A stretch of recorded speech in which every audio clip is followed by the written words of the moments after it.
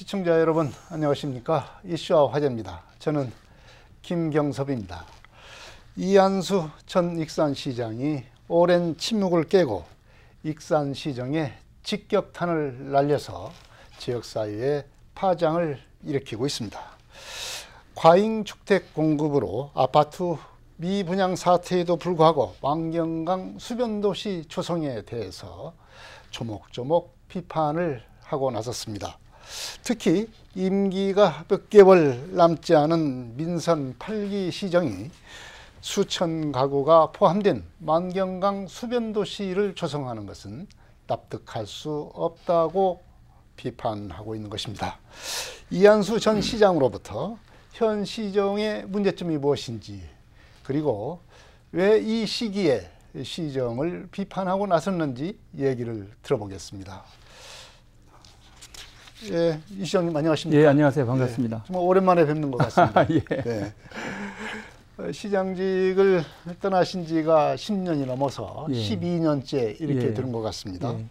그동안 어떻게 지내셨는지 좀 근황을 말씀해 주시죠. 저는 많이 알려진 대로 베트남에 이게 한국의 어떤 기업에 채용이 돼서 관리자로 나가 있었습니다. 네. 그런데 익산의 소문은 베트남에서 큰 사업을 한다더라. 거기서 돈을 엄청 벌었다더라. 또 엄청 망했다더라. 네. 굉장히 루머가 많은데요. 개인 회사의 관리자로 이렇게 있다가 2017년 코로나 때죠. 네. 그때 돌아왔습니다. 그래서 네. 지금은 그 모현동 어머님 연로하시거든요. 네. 모시고 이렇게 좀 도와드리는 데 치중하고 있고요. 또 중요한 것은 뭐 시장 후에 네. 제가 옛날 시장 때 받았던 뭐 상처, 또 시민에게 드렸던 상처, 네. 이런 것들을 좀 돌아보는 그런 그 시간이었고요. 지금도 항상 고마운 게 시민입니다. 시민들한테 그동안에 제가 복되게 살았지 않습니까? 그런 점에 감사하며 살고 있습니다. 네. 이제 그야말로 이제 시민으로 돌아와서 우리 지역에 지금 살고 예. 있다는 것 아니겠습니까?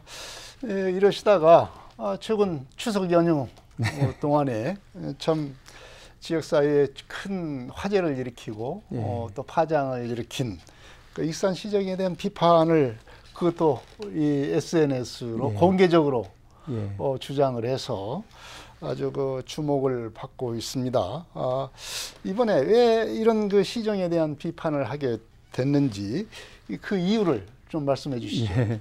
제가 한 12년 가까이 정말 시정에 대한 비판은커녕 정치 활동도 전 안 했습니다. 그리고 이제 그 공직을 떠난 후에 제가 시정을 간섭하는 것 자체가 네. 그건 문제가 있다는 생각을 가졌었고요. 그리고 또 지금 차기 시정에 대한 존중감 이런 게 네. 저한테 컸어요. 그런데 제가 옛날 시장을 했던 사람으로서 왜 할 얘기가 없었겠습니까? 네. 좀 나름대로 이렇게 매치했던 게 있었는데 이번 페이스북에 그 정원일 시장님 페이스북에 이렇게 저기 타운홀 미팅에서 설명한 걸 이렇게 수변도시나 아파트 공급 문제를 이렇게 올려놓으셨더라고요. 네. 그걸 보는데 시민을 정상적인 시민으로 보는가 하는 그런 의구심을 가지면서 울분이 생겼습니다. 네. 그리고 왜 했느냐는 사실은 첫 번째 원인은 그 정 시장님이 익산시를 나는 멈춰놨다고 생각을 해요. 네. 시계라면 멈춰 있습니다. 이제 예. 비판하고 나서니까 예. 이 뭐 정치적인 또 이유가 있는 것 아니냐? 그 배경에는 뭐 정치적인 어떤 그 배경이 있는 것 아니냐? 그렇지 이렇게 않습니다. 좀 지적을 하는 분들도 있습니다. 예. 어떻게 생각하십니까? 정치를 했으면 벌써 제가 활동을 했어야 됩니다. 12년간 침묵한 것은 정치에 대한 의지도 없었고요. 그럴 조건도 안 됐어요, 제가. 네. 예, 그래서 정치에 대한 미련 때문에 했다는 건 말이 안 되고요. 제가 조금 전에 하려는 말씀은 어떤 거냐면 익산이 지금 미래에 대한 투자나 성장 동력에 대한 투자가 전혀 없습니다.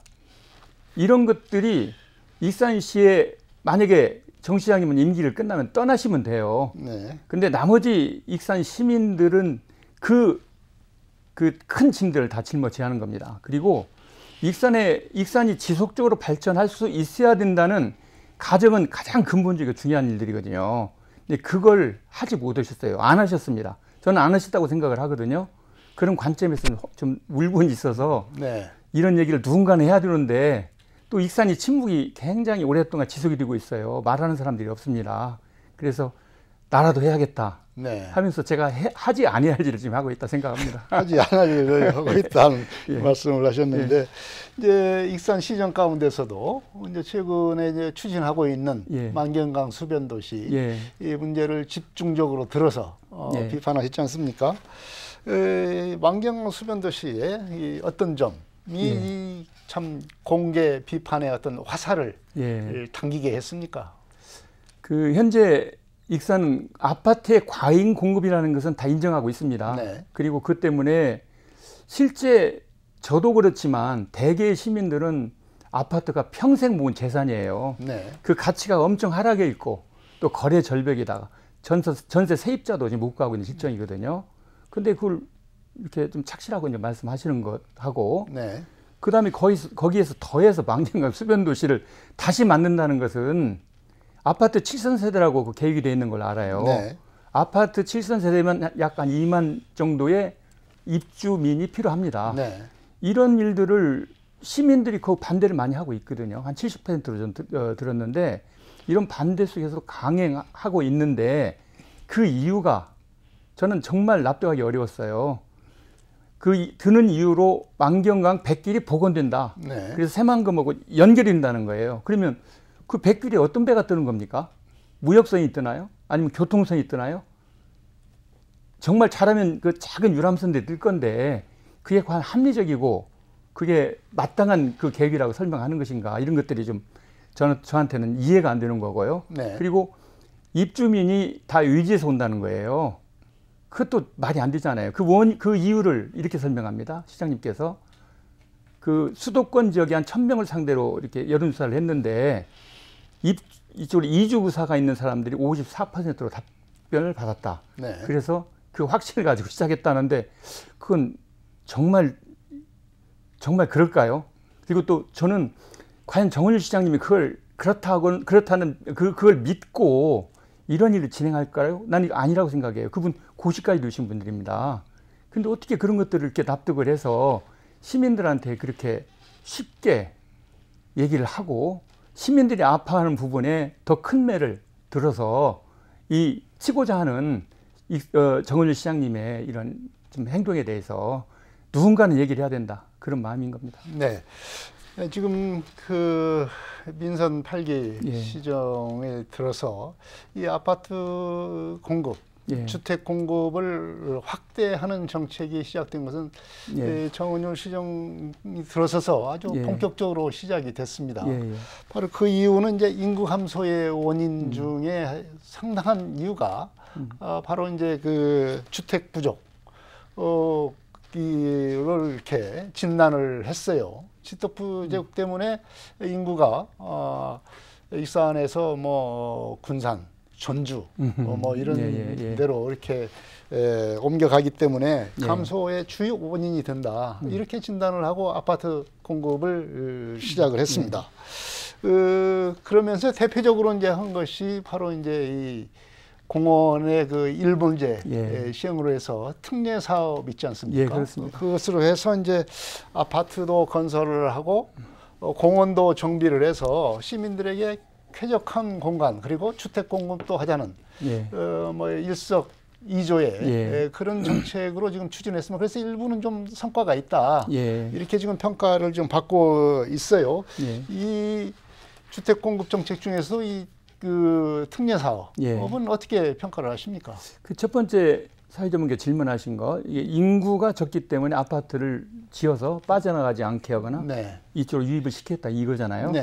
그건 분명히 해답이 우리한테 있습니다 이미. 왜냐하면은 2023년부터 지금까지 공급된 아파트의 수량이 만 세대 가까이 되는 걸로 제가 알고 있어요. 그러면 그 정책의 사실이라면 그 정책의 실체를 확인시키려면 인구가 늘었어야 됩니다. 그 기간 동안에 만 세대가 늘었으니까 최소한 10,000명은 늘었어야 하는 거 아닙니까? 근데 7,000명 이상이 줄었어요. 그건 맞지 않는 계획입니다.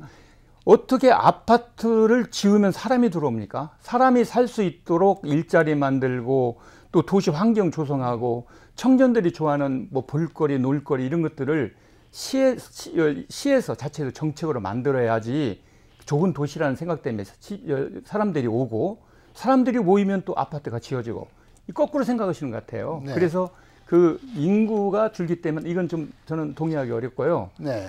두 번째, 공원 일몰제를 사실은 공원 일몰제는 공원 지역을 지키자는 게 우선이 됐어야 돼요. 그걸로 이제 그것 때문에 아파트도 짓고 공원도 잘 만들었다고 그러는데 저는 정말 이해가 안 됩니다. 제가 그 2006년부터 2014년까지 만든 공원이 큰 것이 한 9개 정도가 돼요. 네. 작은 도시 공원화 사업에 작은 이 소규모 이렇게 도심 공원들이 한 10몇 개가 될 겁니다. 제가 쉬어보진 않았는데, 그러면 그 공원 일몰제는 공원을 지키기 위한, 이게 전주 같은 경우는 어떻게 했냐면요, 지방채까지 얻어서 공원 지역을 지켜내는 노력을 했습니다. 광주도 그러고 순천도 그러고. 시가 매입을 했죠. 그렇죠. 네. 그러니까 어느 다른 도시는 익산같이 이렇게 아파트에 헌납은 경우가 없어요. 다 어쨌든 어떻게든 언젠가는 공원을 지할 거 아니에요. 그리고 제가 나이를 먹으면서 가장 행복을 느끼는 데가 공원하고 체육시설들이에요. 네. 나이 먹은 사람일수록. 그리고 가난한 사람, 부자 다 함께 행복을 느낄 수 있는 그런 공간입니다. 그리고 저 때 그렇게 공원을 많이 만들어 가지고 어느 도시보다도 공원화가 잘 돼 있는 게 익산입니다. 전주보다 훨씬 나아요. 이 공원의 여러 가지 상황들이. 그렇게 도시의 경쟁력을 높일 수 있는 건데, 정 시장님께서 두 가지가 성과라고 말씀을 하시려고 하면은 전 최소한도 공원 지키는 노력을 했어야 됩니다. 그리고 저희가 지금 예산이 많다고 항상 예산이 는다고 항상 말씀하시거든요. 저희 때보다 예산이 많이 들었습니다. 그러면 저희가 공원을 9개 그 예산 상황에서 만들었는데, 그런 게 정말 이런 일몰제를 활용을 해서 아파트를 만들 게 아니라 실제로는 공원을 만들어서 시민들 편익을 제공하는 게 맞았다. 저는 그 정책 동의하기 어렵습니다. 네. 익산시가 이제 최근 이제 SNS 등 여러 가지 이제 홍보를 통해서 아파트 과잉 공급에 대한 시민 불만이 좀 있지 않습니까? 특히 자산 가치가 이제 하락을 하니까 아무래도 시민들은 이제 불만을 가지게 되는 거죠. 그래서 이제 이것을 하면서 일시적인 그 착시에서 오는 오인이다. 그래서 이것은 뭐 곧 주기적인 것이니까 지나갈 거다. 이렇게 지금 얘기를 하고 있습니다. 이 시장께서는 지금의 익산 지역의 이 부동산 경제 상황, 경기 상황을 어떻게 진단을 하십니까? 아주 불황이죠. 왜냐하면 그건 현실입니다. 현재 저도 현대 6채에 살고 있어요. 네, 무현동. 거기가 한 2억 5천 가던 게 지금 1억 8천으로 크게 떨어졌고요. 네. 그리고 이게 이게 사이트에 들어가 보면 매물이 한 19개 정도 나와 있더라고요. 큰 아파트가 아닌데도.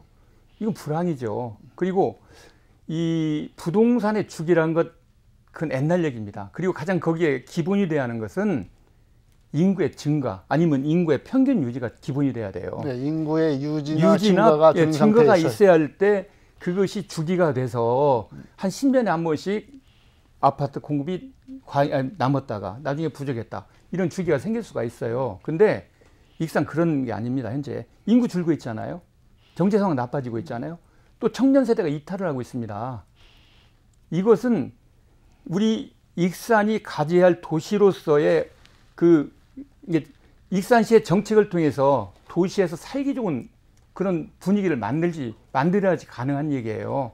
그런데 그걸 하나의 경제 상황이 이렇게 어려운데 경제 상황에 맞게 돌아가는 부동산 주기를 대입한다는 건 진짜 언어도단이라고 생각합니다. 네. 성장 시대나 있을 수 그렇습니다. 있는 그런 최소한 유지 시대, 유지가 되는 그 도심에서 있을 수 있는 정책입니다. 네, 그런 게 바로 이제 이 아파트 경기의 어떤 주기론이라고 이제 할 수가 있겠다는 말씀인데. 한 말씀 더 드리겠는데요. 이게 익산은 도시의 체질이 변하고 있어요. 네. 지금 옛날에 얼마나 우리 어릴 때만 해도 젊은 사람들이 많았습니까? 젊은 사람 이렇게 출산 이유도 있겠지만 엄청 청년 세대가 이탈하고 있어요. 일자리 때문에. 그것도 좋은 일자리 때문에. 그런데 그러면서 도시의 체질이 바뀌어지고 있는 거예요. 그걸 나는 해야 된다고 생각해요. 생정에서 그걸 감안하지 않고 정책을 세우잖아요. 네. 그건 정말 현실하고 정책하고 안 맞게 될 겁니다. 예. 네, 당초 이제 아파트 주택 공급의 원인을 현재 시정이 인구 감소의 원인을 주택 부족 이런 걸로 봤기 때문에 현재 이제 아파트를 이제 그래서 적극적으로 건설을 하다 보니까 이제 과잉 공급이 됐다. 이런 그 과잉 여부의 진단에 대해서 이제 인식의 차이가 있는 것 같습니다. 첫째는 아까 우리가 얘기하신 대로 이 부동산 경기의 어떤 주기적 현상이다. 아파트가 10년에 한 번 정도씩 이렇게 침체됐다가 다시 화랑했다가 이렇게 돌아가는 주기적인 현상이다. 일시적인 현상이라고 보고 있는데 시장님께서는 그런 주기적인 현상은 아니다. 저는 아니라는 거죠. 왜냐하면 이건 근본적으로 우리 익산시라는 도시의 체질이 바뀌고 있는 거예요. 과거와는 완전 다르죠. 옛날같이 인구가 늘 때, 인구가 평균이라 유지될 때하고 전혀 다른 지금 상황 속에 있는 걸 감안하지 않고 그걸 현실로 보고 정책을 세운 겁니다. 이건 분명히 괴리감이 있는 거예요. 그렇게 생각합니다. 그래서 이제 이 아파트 과잉 공급에 대한 것을 현장에서 이제 보면 현실에 대한 인식도 좀 다른 것 같습니다. 그렇습니다. 우리가 지금 이 통계적으로 나오는 상황, 뭐 통계청이나 아니면은 저기 부동산 관련 전문 기관에서 이렇게 발표하는 그런 뭐 아파트 미분양 지수랄지 뭐 이런 것들을 보게 되면 그렇게 크게는 나타나지 않는 것 같습니다. 이렇게 우리는 체감적으로는 시장에서는 상당히 크다고 이렇게 생각하는데 너무 이제 경제라고 하는 것은 참 어찌 보면은 이제 정서적인 것으로 상당히 많이 나타나지 않습니까? 그렇습니다. 그런 정서적인 어떤 불안감에서 나오는 거지 실제와는 좀 다르다. 것이다. 이렇게 좀 보는 측면도 있는 것 같습니다. 이 간극, 시장과 통계의 간극, 이건 어떻게 보십니까? 저는 이걸 발표할 때 시에서 과연 그 통계를 스스로 믿고 발표했느냐, 저는 양심에 손을 넣고 답변을 하면 그렇지 않았다고 얘기할 겁니다. 통계는요, 그냥 숫자입니다. 헛소리할 확률이 많아요. 한 가지 예를 들겠습니다. 오늘 제가 오면서 열린신문에서 봤어요. 옛날에는 우리가 960세대, 미분양 숫자가 960세대이기 때문에 그 미분양 지수 1000세대 안에 안 들어간다. 사실 그때도 웃었습니다. 40세대 남겨놓고 그건 들어가야 된다, 들어갔다고 봐야 될 일이거든요. 근데 안 들어간다 했거든요. 오늘 열린신문에 보니까 999세대예요. 미분양 세대가. 옛날에 960세대 정도였던 것이 999세대로 올라갔습니다. 가능한 일입니까? 미분양이 어떻게 올라갑니까? 그렇죠? 이건 헛수입니다. 왜 그러냐? 지금 어떤 데는 분양을 다 했는데 입주하는 사람이 반절도 안 되는 아파트가 있어요. 분양은 다 됐는데 입주가 반절도 안 되는 그런 그 아파트가 있고, 또 어떤 데는 그 아파트를 분양받고 다 취소하는 경우가 많습니다. 저도 우리 딸애 때문에 상담을 했는데 돈을 하나도 안 들이고 이렇게 아파트를 들어갈 수 있는 그런 홍보도 엄청 많아요. 왜 그러냐면 분양가를 그냥 완전히 할인해 주는 거죠. 이게 미분양, 숨어 있는 미분양이라는 겁니다. 숨어 있는 거예요. 그건 시도 알 거예요. 그리고 더 중요한 것은 그 통계 수치를 누가 제공합니까? 분양사들입니다. 내 아파트가 10%뿐이 분양이 안 됐습니다라고 이렇게 수치를 제공하는 순간 누가 그 아파트에 관심 갖습니까? 분명히 아파트 분양 수치는 이미 가공돼 있을 확률이 큰 거예요. 누가 봐도. 그런데 익산시는 그 수치를 990 몇 세대니까 1000세대에 안 들어가서 안전하다. 이게 논리입니까? 저는요, 지금 익산시의 가장 병폐가 그거예요. 시민들한테 있는 대로 얘기를 하고 시민들의 그 여러 가지 어려움과 이런 것들을 해결하려고 하는 것이 아니라 자꾸 시민을 속이는 발언들을 하고 있다고 저는 그렇게 생각합니다. 저는 그게 익산시의 가장 그 위험 요인이라고 생각합니다. 그렇다고 한다면은 이런 거 주택 관련 정책 담당자들은 그럼 어떻게 이걸 판단을 해야 바람직하다고 보십니까? 있는 대로 판단해야죠. 있는 상황을. 왜냐하면 제가 말씀드리잖아요. 절대 시장님도 담당 공무원도 발표하는 거에 대해서 아까 말씀드렸잖아요. 100길 조성된다. 어렵다고 생각할 겁니다. 그리고 또 수변도시 조성 서울에서 이사할 것이다. 어렵다고 생각할 것입니다. 그리고 또 이게 새만금보다 우리가 훨씬 입장이 좋다는 거예요. 새만금이 어떤 지역입니까? 그건 국가산단입니다. 국가산단. 이미 국가의 산업 전략 기지예요. 그래서 항만, 철도, 도로 다 인프라가 돼 있는 데예요. 근데 만경강은 하천법으로 제한이 많은 데입니다. 그 또 새만금에 얼마나 예쁜 해변이 있어요. 거기보다도 우리 익산의 만경강 수변도시가 너무 조건이 좋다라고 설명하시는데 제가 놀랐어요. 그래서 정말 부탁입니다. 이게 모르겠어요. 제가 알아서 그런 게 이 정도도 이렇게 이해를 못하고 해석을 못할까요? 시민들이. 저는 시민 수준에 맞도록 시의 정책들이 논의되고 발표된다 생각합니다. 네, 이제 자연스럽게 이제 만경강 예, 예. 수변도시 말씀을 하셨는데 이제 만경강 수변도시 사업은 이제 뭐 중단돼야 된다고 이렇게 주장을 이 시장께서는 지금 하고 있지 않습니까? 예, 그렇지만 이제 이 만경강 수변도시 이 새로운 사업은 어떤 그 말씀하신 그 새만금 국가산단, 새만금 지역하고의 어떤 연계성, 그리고 익산을 새만금의 어떤 배후도시로 만들 수 있는 그런 어떤 중요한 기제로서 이 만경강 수변도시가 필요하고 또 외지인들이 많이 들어올 수 있기 때문에 좋은 이런 주거 상태를 만들어서 분양을 하게 되면 사업성도 있다. 특히 외지인들이 많이 선호할 것이다.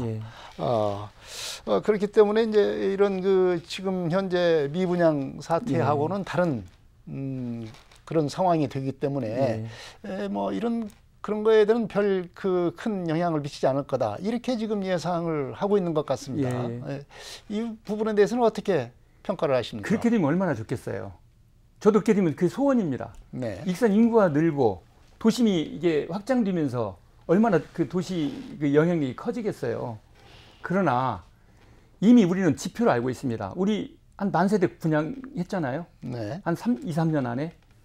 거기에 70%가 익산 시민이에요.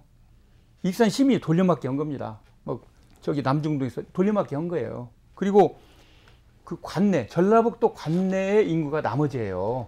서울에 이런 데서 오지 않습니다. 근데 여기 수변도시를 실제 만들었다고 해서 서울서 그 7,000세대에 가까운 그 해당 그 이주민이 생기겠습니까? 그건 말도 안 되는 거예요. 이제 현실적으로 어렵다. 어려운 일이다. 어려운 게 불가능하죠. 불가능하죠. 아니 그 이주하겠다는 근거를 더 과학적이고 체계적으로 했다면 이해를 하겠습니다. 명분 아니면 논리 이런 것들이 뒷받침이 되면요. 근데 단 한 가지예요. 여론조사 해봤는데 1,000명한테 여론조사 해봤는데 거기에 그 수변도시를 이주할 의향을 54%가 했다. 이게 익산시의 그 중차대하고 지금 시민들은 아파서 울고 있거든요. 아파트 사는 사람들 다 괴로워합니다. 이런 걸 아는지 모르는지 거기에다가 7,000세대를 더 얹어버리면 그게 얼마나 익산시에 큰 문제점이 될 것인지 뻔히 저는 안다고 생각해요. 시장님도 몰라서 그러는 게 아니라 안다고 생각하고 공무원도 몰라서 그런 게 안다고 생각합니다. 알면서 그렇게 하는 이유를 몰라서 그러죠. 불가능하다고 그렇게 단정적으로 그렇게 말씀을 하시는데 현실적인 어떤 판단이 이제 그렇다는 말씀입니다. 그리고 이제 만경강 수변도시의 어떤 그 장점 중에 하나로 만경강 그 백길 조성 사업, 상당히 그 백길 조성 사업이라고 하는 것이 낭만을 부르는 것, 환상을 맞습니다. 부르는 그런 사업인 것 같습니다. 얼마나 그 그림이 좋습니까? 그렇죠. 이 만경강에서 이제 바로 이제 새만금 쪽으로 나가는 그런 백길을 조성하게 되면 훨씬 더 이 만경강 수변도시의 어떤 장점이 부각이 된다. 특히 익산이 새만금 배후도시로서의 역할을 더 강하게 조명이 될 거다. 이렇게 지금 얘기를 하고 있는 것 아니겠습니까? 그렇습니다. 이런 그 만경강 수변도시의 어떤 백길 조성 이 부분에 대해서 현실성이 그렇게 없다. 이렇게 없죠. 보는 것이 이제 이 시장님의 말씀인 것 같아요. 저만이 이유는 뭡니까? 저만이 아닐 거예요. 익산 시민들은 만경강 아주 잘합니다. 많이 보고 또 이 만경강은 지금까지 생태 하천으로 수십 년간 관리된 데예요. 거기에 그게 저기 강폭도 없고 또 가장 중요한 게 수원이 없습니다. 수원천지가 없잖아요. 비에 의존해야 돼요. 그리고 거기에 그걸 만약에 어떤 배를 띄우려는지는 모르겠습니다만 아마 작은 배주차도 운하를 건설하듯이 다 땅을 파고 다 파헤쳐서 그 길을 만들어야 할 건데, 제가 볼 때 무역선이 올 수도 없고 아까 말씀드린 대로 그냥 교통선이 올 수도 없어요. 왜냐하면 교통이 좋잖아요. 군전 그 새마을까지 차량으로 가지 누가 배 타고 가겠습니까? 단 관광적 요소가 있는 거예요. 네. 근데 실제로 관광의 그 힘의 크기, 새만금이 큽니까? 망경강이 큽니까? 이런 건 단적으로 비교해도 분명한 일이거든요. 그런데 어떻게 그 새만금보다도 망경강이 경쟁력이 훨씬 높고, 또 물길을 조성하려면 어마어마한 재정이 투자가 돼야 되고, 또 망경강이 운하로서의 가치보다 지금 있는 생태적 환경을 가지고 있는 가치가 더 훨씬 클 건데, 거기다가 그렇게 백기를 내는 걸 그 수변 도시의 그 저기 당위성으로 설명이 되는지 저는 이해가 안 되는 거예요. 그리고 배후 도시는 이미 있습니다. 배후 도시, 그분은 우리 시장님께서 이렇게 설명하더라고요. 뭐 군산, 김제, 저 부안계 배후 도시가 있는데, 미안하지만 우리가 그보다 더 준비를 열심히 하고 진짜 배후 도시가 되겠다, 이런 식의 설명을 하시는데, 배후 도시는 배후 도시입니다. 우리는 배후 건너 도시예요. 그리고 그들이 가지고 있는 여러 가지 입지적 여건, 지금까지 역할, 이런 것들을 어떻게 해서 익산시가 그걸 이렇게 넘어설 수 있다고 하는지, 이런 것도 잘 이해가 안 돼요, 저는요. 네. 예. 예, 그야말로 여러 가지 이 지금 논거를 들어서 이제 망경강 예. 백길 조성도 예. 좀 거의 불가능한 그런 정책이 될 거다, 이렇게 비판을 해주셨는데, 이렇게 이제 이 망경강 수변 도시를 비롯한 그 아파트 건설을 이렇게 적극적으로 시행한 것에 대한 어떤 주택 정책에 대해서 이렇게 이제 과잉 공급으로 해서 문제가 되는 것이 이 바로 이제 원도심 공동화. 예, 그렇습니다. 그리고 상권, 교육, 교통의 침체도 가져온다. 예. 이렇게까지 비판을 하셨어요. 예. 이건 좀 부동산, 예. 아파트 그 과잉 공급에 따른 여러 가지 부작용이 있겠지, 지금까지 쭉 말씀하신 있겠지만, 이것이 원도심 공동화나 뭐 상권, 교통, 뭐 교육 이런 데 침체까지 가는 것은 너무 과도한 비판 아니냐, 또 좀 논리에 좀 비약이 있는 것 아니냐, 이런 지적도 있습니다. 자, 그 도시를 확장하는 거, 그리고 신규 아파트잖아요, 이게 그냥 도심의 재건축, 재개발, 신규 아파트입니다. 저는 먼저 우선이 되어야 하는 것이, 지금 그 창인동, 우리 폭발 사고 이후에 처음 진 아파트예요. 창인 아파트가. 가보면 너무너무 어렵게 삽니다. 비는 새고. 그런데 뭐 그런 곳, 또 저기 마동 아파트, 동신 아파트, 또 그 모현동의 그 역 뒤에 거기에 택지 개발을 지금 되게 그 서둘러서 열심히 일을 하고 있거든요. 이런 것들을 시가 먼저 했어야 하느냐, 아니면 이렇게 같이 쉽게 공은 던지고 아파트를 신규로 지었어야 하느냐, 저는 전자가 최우선이 됐어야 된다. 만약에 사업의 우선순위가 그렇게 그렇죠. 된다. 만약에 그랜드를, 그렇게 사업성이 없어서 주저하는 거거든요. 사업성이 있도록 시에서 여러 가지 정책적으로 도와서 창인 아파트가 재개발됐다고 생각을 해보십시오. 거기는 역세권, 이게 우리 익산의 얼굴이에요. 관문이고. 얼마나 그 험합니까? 그 상가에 뭐 공실도 많고, 또 사람도 안 다녀요. 8시면 뭐 사람이 다 끊깁니다. 그것 때문에 옛날에 제가 그 평화아파트에 그 저기 재개발을 시작했던 거거든요. 그 도심에 사람이 살아있을 수 있도록 해야지 아까 교육, 문화, 여러 가지 여건들이 스스로 자생할 수 있는 거거든요. 마동 아파트도 그래요. 엄청 오랫동안 그 재개발하려고 노력을 하고 있습니다. 안 되는 거예요. 그게 뭐냐? 우선 그 시의 정책이 거기에 있지 않기 때문에 그러는 거예요. 나는 구도심을 살리는 길, 공백을 없애는 것이 익산시의 책임이라고 생각을 해요. 근데 그게 아니잖아요. 쉽게 아파트, 그렇게 어렵게 살고 있는 부분을, 그 빈 공백을 놔두고 쉽게 아파트를 만들어버린 거예요. 그래서 그 사람들은 더욱더 앞으로 아파트 재개발하는 것도, 재건축하는 것도, 살아가는 것도 다 힘들게 돼 있는 겁니다. 그 책임이 전 정책에 있다고 보는 겁니다. 네.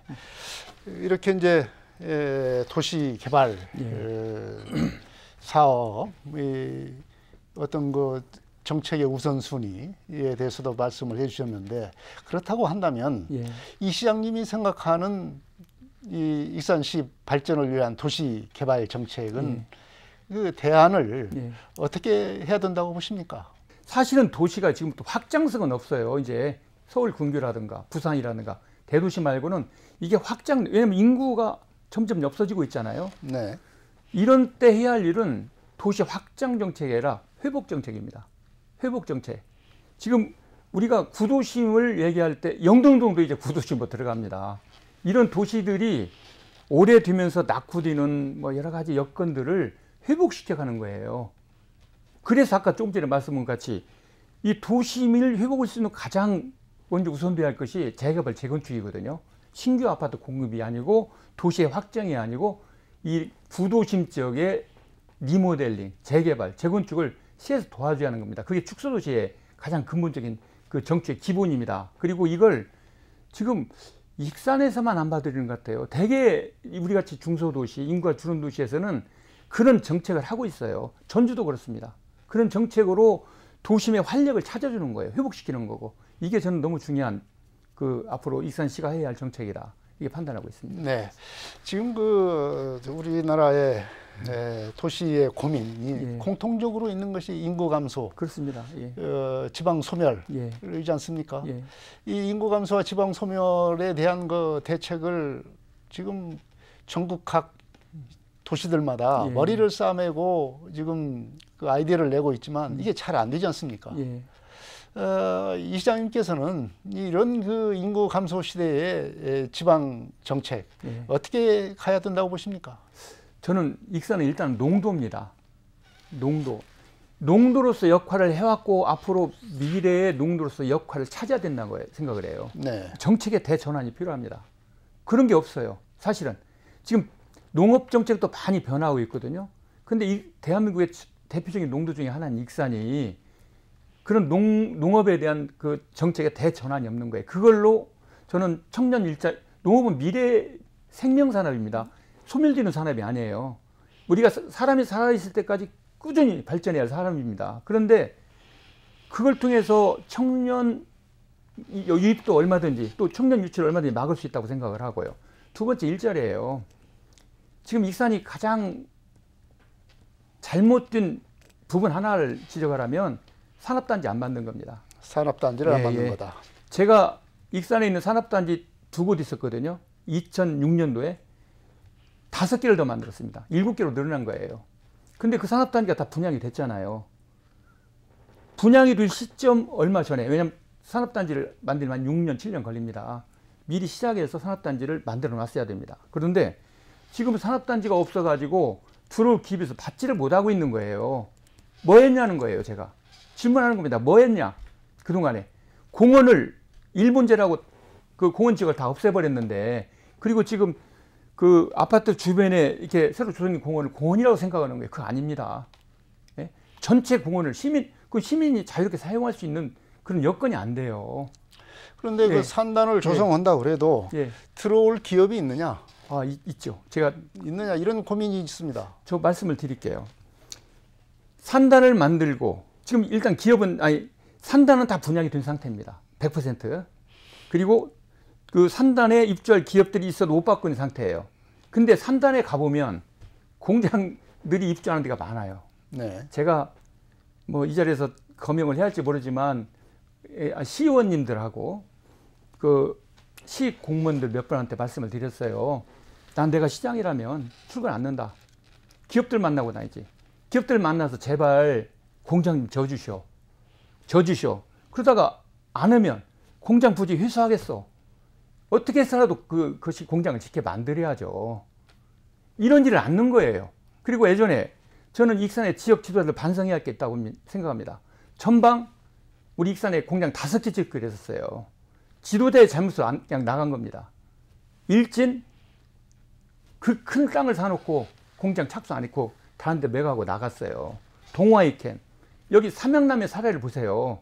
삼양라면이 익산의 둥지를 틀기 위해서 더 확장하기 위해서 지금 뭐 주가가 130만 원 얼마씩 간다는 것 같아요. 이런 공장이 용도 변경 좀 해주세요. 안 해줬습니다. 안 해줬든지 비협조적이었든지 안 됐잖아요. 근데 바로 코앞에 중흥아파트는 공원 일몰제로 이 허가가 난 거예요. 지금 이제 다 분양하고 있죠. 이게 어떤 게 맞는 겁니까? 삼양남에 대한 그 애정이라는 것은 익산 시민은 다 가지고 있어요. 제 나이 정도면. 다 거기서 돈 벌어하고 공부했고 거기서 돈 벌어서 살림했습니다. 이런 기업이, 그리고 이렇게 잘 나가는 기업이 지금 밀양으로 다 가고 있잖아요. 기업 유치 더해서 친기업적인 문화를 우리 익산시가 만들어야 합니다. 시가 주도해서. 시민들도 협력해야 되고. 이게 지금 제가 꼭 하고 싶었던 말인데 질문을 잘해주셔서 말씀드리면 정말 그게 소원입니다. 그렇게 해야 된다고 생각합니다. 예. 네. 자, 내년 지방선거가 이제 한 8개월 정도 남았습니다. 시장 입주자들이 지금 더군다나 익산 같은 경우는 참 그 스펙이 높은 분들이 지금 활동을 하고 있습니다. 활동은 열심히 하고 있는 것 같은데 이런 그 도시 정책, 지역 개발 정책, 그리고 주민의 복지를 위한 여러 가지 정책들, 이런 거에 대한 얘기는 좀 안 하고 있는 것 같습니다. 앞으로 선거가 얼마 남지 않았는데 앞으로 이 시장 후보자들의 어떤 그 정책적 검증 이런 것도 필요하지 않나 생각이 드는데, 이런 시장 이 선거를 앞두고 이 후보자를 고르는 어떤 기준을 가지고 골라야 된다고 보십니까? 그리고 또 어떤 고르기 위해서 공론화 활동이랄지 이런 것들을 어떻게 해야 된다고 보십니까? 제가 요즘 그 페이스북을 통해서 검증하자 주장을 많이 합니다. 근데 익산의 유력 후보자들이 대개 공무원 출신입니다. 네. 그리고 위지에서 오신 분들이에요. 그분들 물론 훌륭합니다. 스펙이. 그리고 그분들은 지금까지 쌓은 그 자기의 계급장 스펙을 자랑하고 전면에 내서 어디 뭐였고 시민들이 거기에 혹하는 거예요. 근데 이 두 가지 위지에서 온 분과 공무원 출신이 갖고 있는 핸디캡이 커요. 저는 시민들은 경험을 못했지만 저는 경험을 했습니다. 공무원들이요, 제가 이제 고시가 됐어요. 이분들이 윗분 눈치 보고 주의 살피지 않으면 차관까지 올라갈 수가 없는 겁니다. 이분들 학습에 돼 있어요. 모험하지 않습니다. 절대. 지금 우리가 경험을 했지 않습니까? 모험하지 않아요. 그리고 어디에 대한 권력에 대한 책임도 없어요. 그냥 안전, 또 자기의 권력 유지, 권력 향유까지는 좀 너무나 너무나 넘어가는 얘기 같은데, 이런 것들에 몰두할 수 있는 분들이 가능성이 큽니다. 그리고 위주에 오신 분들 있잖아요. 갈 데가 있는 거예요. 우리 같이 뼈 묻고 살 사람, 이곳에 뼈를 묻고 살 사람하고 다른 개념이 있어요. 그분들 가면 끝납니다. 저도 정 시장님께서 그냥 임기 끝나면 돌아가실 분이잖아요. 갈 곳으로. 근데 이런 것들이 그분의 책임성을 낮췄고, 익산에 그래서 미래에 대한 투자나 미래에 대한 염려, 책임 이런 것들을 또 지속 가능할 수 있도록 그런 책임을 덜 했다고 생각하는 거예요. 저는 지금 현재 유력 후보자들이 또 여기 가장 문제가 검증받을 자세가 안 돼 있어요. 지금 익산이 가장 어려운 문제 아파트 문제 아닙니까? 가장 시끌시끌해요. 로컬푸드 문제. 그것도 시끌시끌합니다. 이런 문제 대응하는 후보는 한 번도 못 봤어요. 다 피해 숨어 있습니다. 그래서 제가 염려를 하는 거예요. 그냥 그게 아니고, 저분은 공무원 출신이고 위지에서 왔지만 권력에 대한 책임도 있고 또 이 익산시에 대한 애정이 스스로 강하구나, 이렇게 생각을 하고 싶은데 피어 있잖아요. 좋은 얘기만 하는 거예요.